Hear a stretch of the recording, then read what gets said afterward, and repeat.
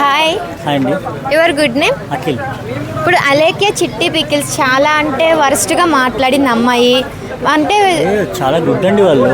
ఇప్పుడు నా girl friend కూడా తన పిక్కిల్స్ ఉంటేనే నా దగ్గర రమ్మంటుంది. ఇప్పుడు అమ్మో చాలా గుడ్, వాళ్ళ గురించి బ్యాడ్గా మాట్లాడకూడదు. అంటే మీరు వెళ్ళి సెటిల్ అయితే చాలా సెటిల్, ఐఫోన్ కొనే డబ్బులతో ఇప్పుడు పిక్కిల్స్ తీసుకుంటున్నాను అందుకని చెప్పేసి. అంటే ప్రజెంట్ పికిల్స్ అన్ని క్లోజ్ చేసేసారు కదా, మరి ఎక్కడ తీసుకుంటున్నారు? వాళ్ళు ఆల్రెడీ బ్లాక్లో పెట్టింటారు కదా, అది తీసుకున్నారు. బలుపు ఉండాలి కానీ ఆడదానికి మరీ అంత బలుపు ఉండకూడదు. కొంచెం నువ్వు ఒక ఆడదానివే, నువ్వు ఒక ఆడదాని కడుపులోంచి వచ్చావు. అబ్బాయిని తిట్టావు అంటే ఓకే పక్కన పెట్టు, ఇంకొక అమ్మాయిని కూడా తిట్టావు కదా. ఒక మెసేజ్ అంటే సరే ఏదో మిస్టేక్గా చేసావు అని అనుకున్నావు, ఇంకో మెసేజ్ ఎందుకు పెట్టావు? మరి అంత బలుపు ఫాలోవర్స్ పెడితే అంత గుద్ద బలుపు వస్తుందా? సారీ ఏమనుకోవద్దు, ఎందుకంటే నువ్వు పెట్టిన మెసేజ్ అలా ఉన్నాయి.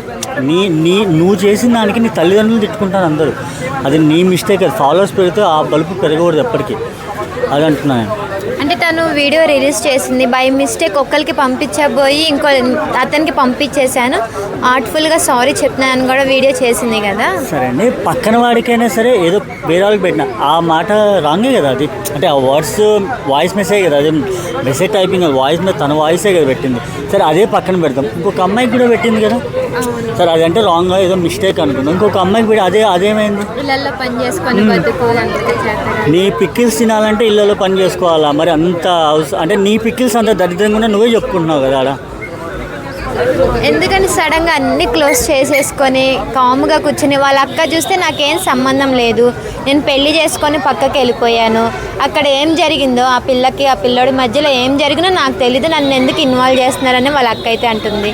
దీని బట్టి మీరేమంటారు?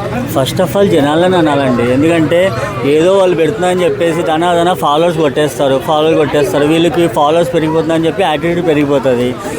ఎక్కడున్నా మనం ఎక్కడి నుంచి వచ్చామనేది మర్చిపోవద్దు ఫస్ట్ ఆఫ్ ఆల్. మనం ఎందుకంటే వాళ్ళ నాన్న పేరు మీద నుంచి తీసుకొచ్చారు, అది వాళ్ళ నాన్నగారు స్థాపించారని చెప్పి చెప్తున్నాం. మళ్ళీ నిజమో అబద్ధమో తెలియదు, మళ్ళీ వాళ్ళ నాన్న పేరు నిలబెట్టాలి కదా. ఇప్పుడు ఏమైంది, అది వెబ్సైటే క్లోజ్ అయిపోయింది కదా. ఇంకెందుకు నువ్వు మీ నాన్నగారికి ఏం గౌరవం ఇచ్చినట్టు నువ్వు అప్పుడు?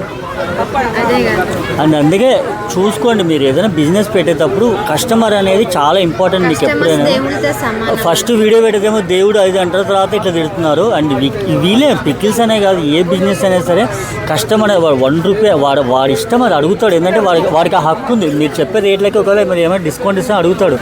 దాన్ని మీరు అలా మాట్లాడడం తప్పది. అలా ఇంకెప్పుడు ఎవరు అలా చేయకండి అని అంటున్నాను.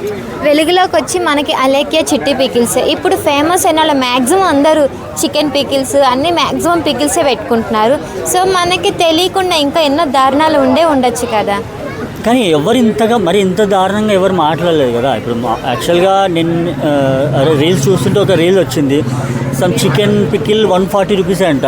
కిలో చికెనే లేదు, కానీ వాళ్ళు అంత తక్కువకి ఇస్తున్నట్టు. మళ్ళీ మా క్వాలిటీ కూడా బాగుందండి అని పెట్టారు. నేను మామూలుగా కాల్ చేసి అడిగాను, బాగుందండి అని చెప్పారు. వాళ్ళు తీసుకున్న వాళ్ళని కూడా కాంటాక్ట్ చేసి కనుక్కున్నా, బాగుందని చెప్పారు. మనం రేట్లు పెట్టాలి కానీ మరీ అంత. అసలు మటన్ అన్నారు, మటన్ కిలో ఎంత ఉందండి? 700 ఉందా?